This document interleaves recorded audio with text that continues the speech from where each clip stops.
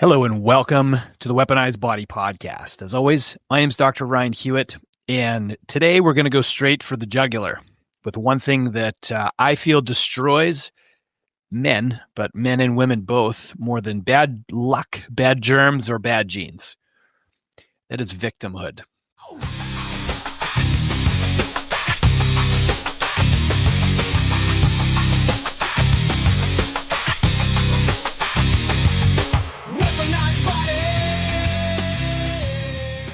So strap in, you guys. Today we're going over a mindset podcast because what I've figured out at the age of 46 myself now is that every time my life collapsed or I ended up in a pit, whether it was in my business or my fitness or my marriage, it wasn't because life was being unfair to me. It was because I was avoiding personal responsibility. What I want to show you today is how that avoidance cost me years of progress, success, intimacy, peace of mind, etc. And by sharing this information in hopes that this connects with at least one person, and can potentially help save their business, their marriage, help save their fitness and health, because basically taking responsibility for your life, I believe, is everything. And listen, if you're a man or woman who's tired of feeling like stuck, repeating the same patterns, blaming circumstances, this is the episode that you need today. So let's jump right in here. So I want to help start by defining what victim mentality really is. So most people think victim mentality is just like curling up in the corner and crying, feeling sorry for yourself, and blaming everybody else for the thing that's making you upset. Sure, that could be victimhood if you looked it up, in the dictionary, but it's not how it actually shows up in your life. It's far more insidious than that. It shows up in very subtle ways. And like the story you tell yourself when you fail at things, or when you decide to not take action. So it shows up like this. I'm too busy.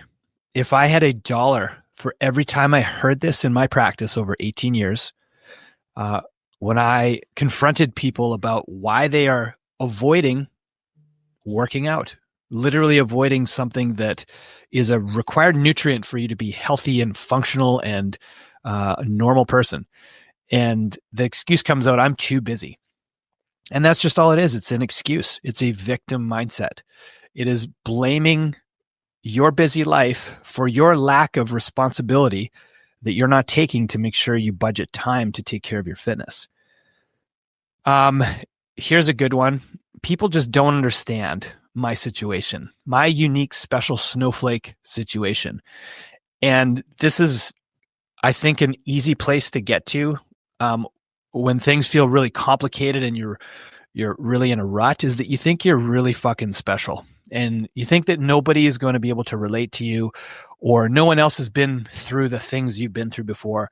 And what I discovered is like literally every problem that I've ever had, somebody else has had the same problem. I don't have support, or I don't have, the right tools in order for me to do what I need to do. And these are just lies. Inevitably, like, we tell ourselves lies to help ourselves feel better about our lack of results, right? Or in other words, like, it's hard for me because of excuse, right? Bad luck, bad germ, bad gene. So these are just justifications. So these little minimizations, justifications, excuses, and lies, this is victimhood. These are things that hold you back from taking responsibility. When you take personal responsibility, it flips that over. What it says is like, I am the cause. It is my fault. I am the variable. These results are the consequences of my decision and how I've shown up and, how I've reacted to my life. And the moment you adopt that framework, which is really, really fucking hard, because your ego will fight you tooth and nail to not accept responsibility for what is happening in your life. Why do I know this? Because this is exactly what happened to me for years and years. But if you're able to finally like break yourself down and start to listen, your life starts to change. Because once you are the cause, then you can be the solution. So here's how victimhood, I guess, makes you weak, right? When you choose victimhood, you're literally opting out of growth. You're opting out of becoming the person that your family needs, right? It makes you fragile because victimhood prevents you from taking on challenges and doing hard things, right? It allows you to process those emotions, use them productively, right? Every person that I've ever known or that I've studied or that I've read about or I've seen who has become powerful, whether that's physically, mentally, spiritually, they have this particular trait in common, right? They take responsibility for most everything in their life.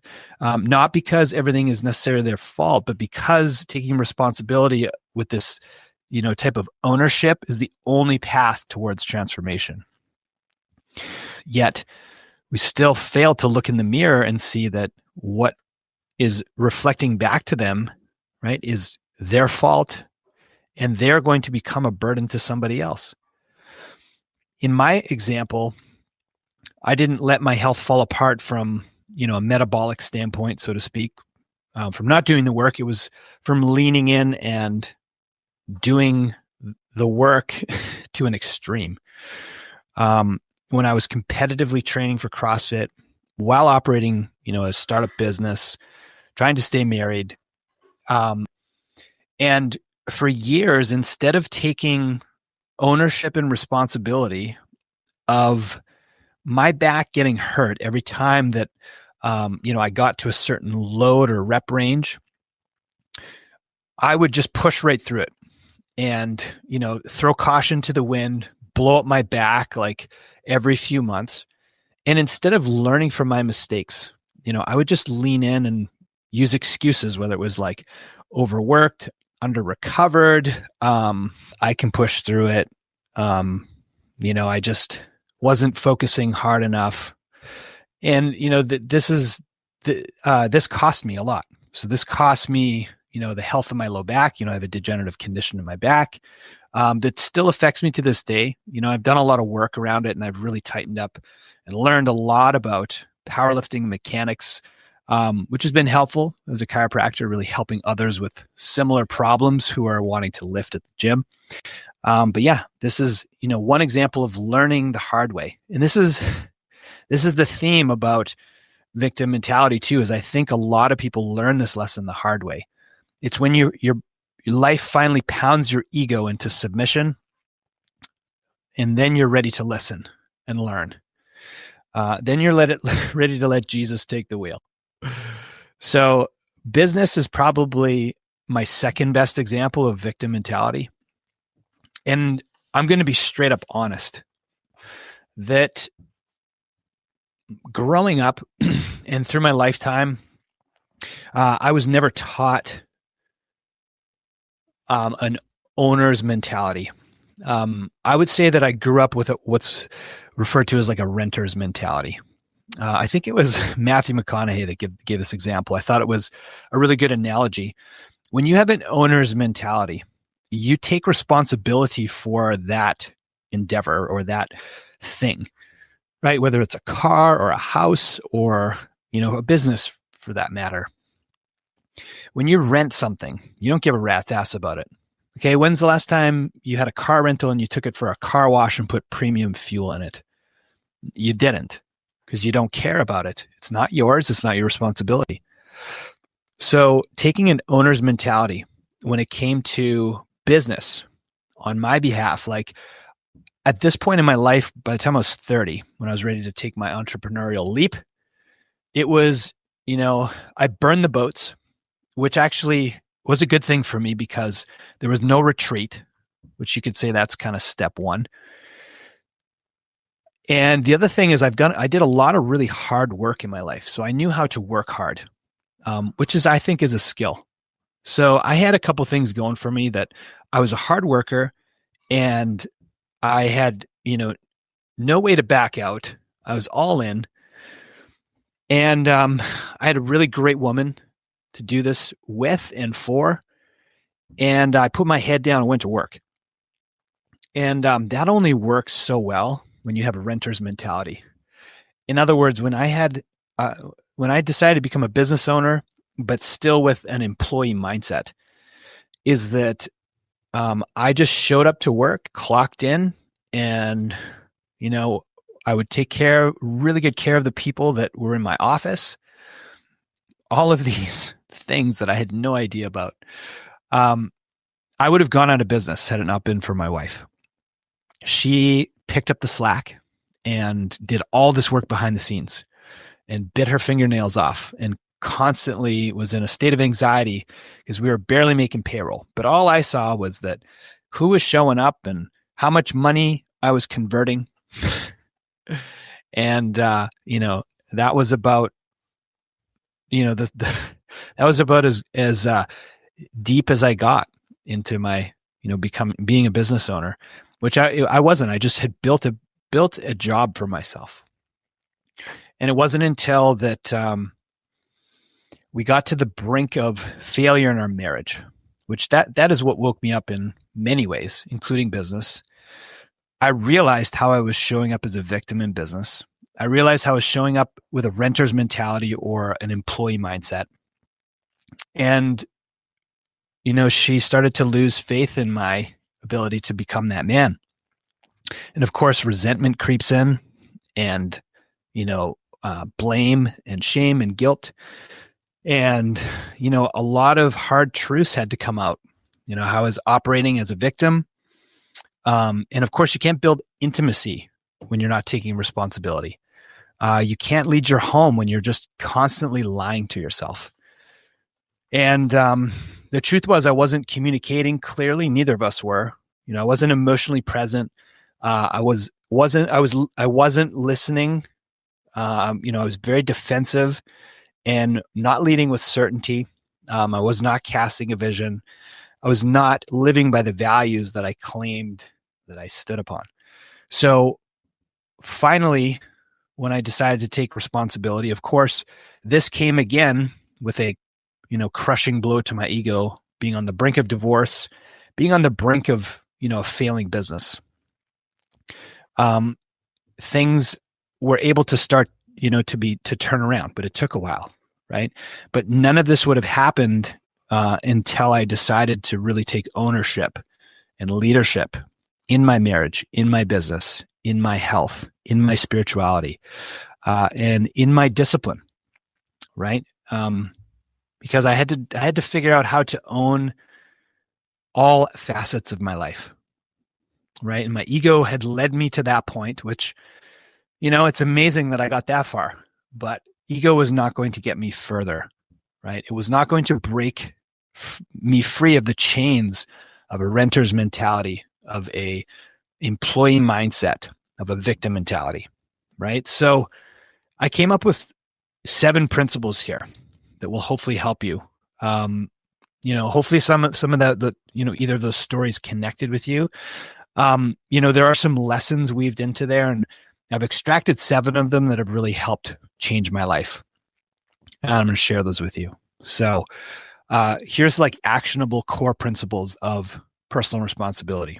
Number 1, you are the cause of your results. Okay. So it's not the economy's fault. It's not your schedule's fault. It's not your stress. It's not your childhood. It's you, right? You are the cause of what you see in your life right now. This is the exercise of looking in the mirror and realizing that everything in your life is a reflection of who you are. And the lesson that came to mind that, helped shape some of the way I look at this is from the book, The 7 Habits of Highly Effective People by Stephen Covey, is that the way he teaches focus is that he says that in order to take responsibility of your life, you need to focus on your circle of influence, which your circle of influence is how you show up, the actions you take, and how you respond. Number 2, your emotions are your responsibility. This one was one of the hardest lessons I had to learn. Your emotions are not your wife's responsibility or your husband's responsibility. They're not your employee's responsibility or your clients, not your kids, right? Here's what you need to learn is how to use those emotions, process them, and use them productively.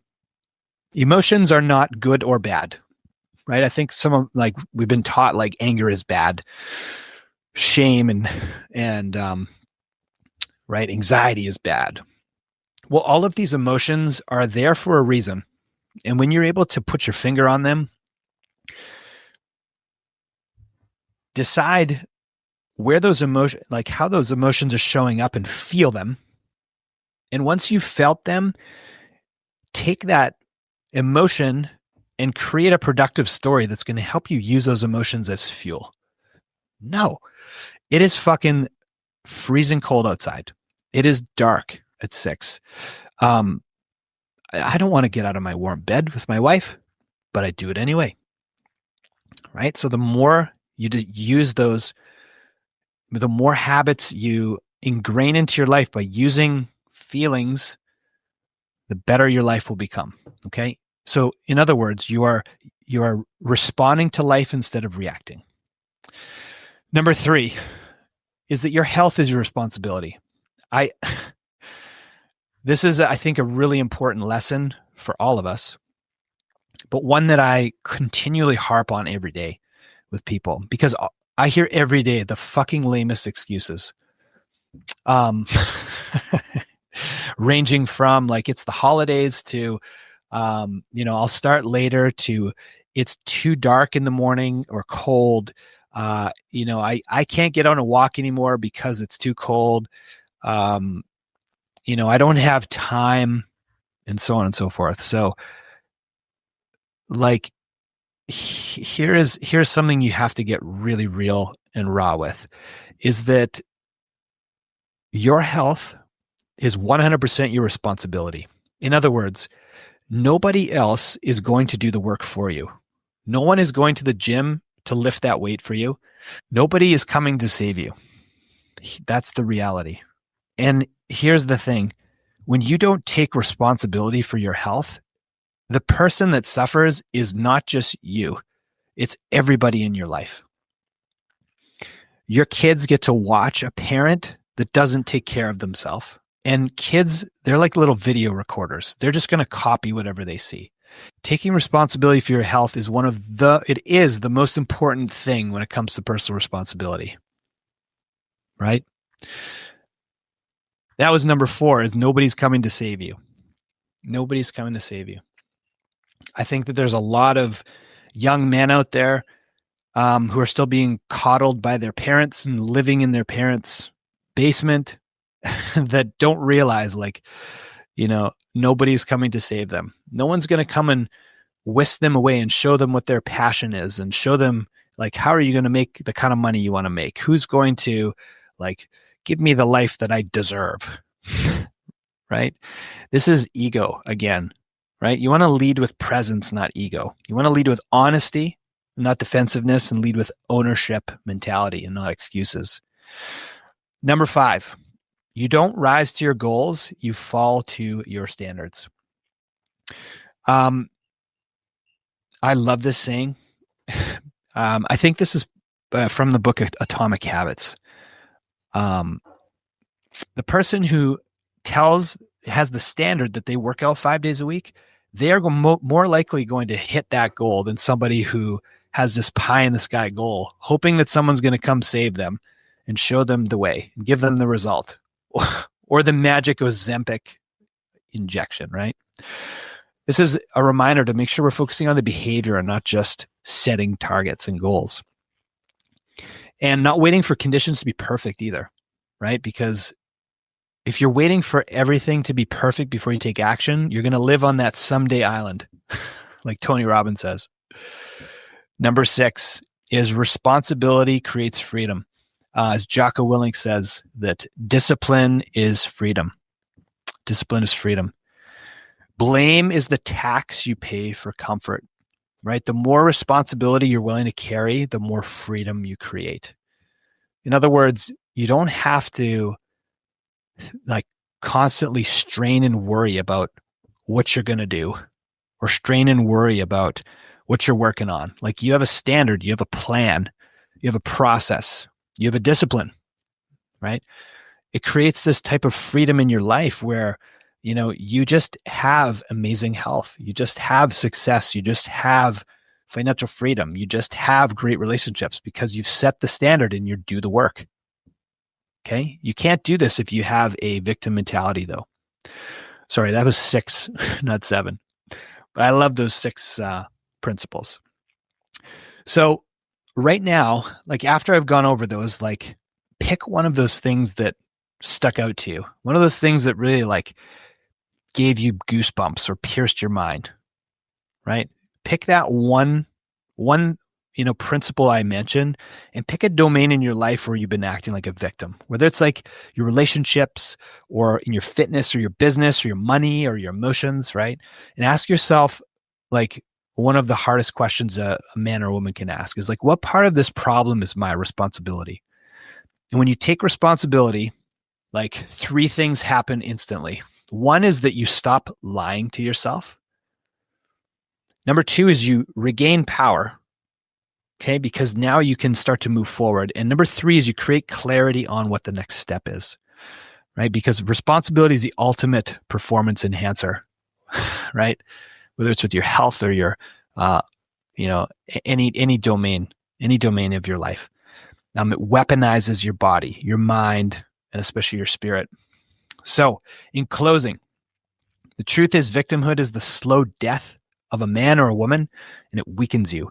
It blinds you and keeps you stuck. And taking responsibility is the opposite, right? It forges you, it matures you, and it weaponizes you. I like to say that like there's no better personal growth than starting a business. There is no better personal growth. Here's what I've experienced in my life. The things that have been the most powerful personal growth experiences in my life. 1 was starting a business. 2 was getting married and deciding that like we are staying married. And number 3 is having a child. Like those things have completely changed me as a man and as a person. There is no more powerful, I think, people growing processes than becoming a parent, being a business owner, and being married. There's other great ones, but man, those are super powerful. So, and I want to be like amazing in all of those things, right? Sharp, capable, grounded, powerful, right? So, and that doesn't come without taking responsibility, right? It's everything that you have influence over, and making sure you're working on that path to freedom. So I'm Dr. Ryan Hewitt. I hope you enjoyed the episode, and please like, share, subscribe, share this with another man or woman who you think would connect with this message. So appreciate you guys listening. I'll see you in the next episode.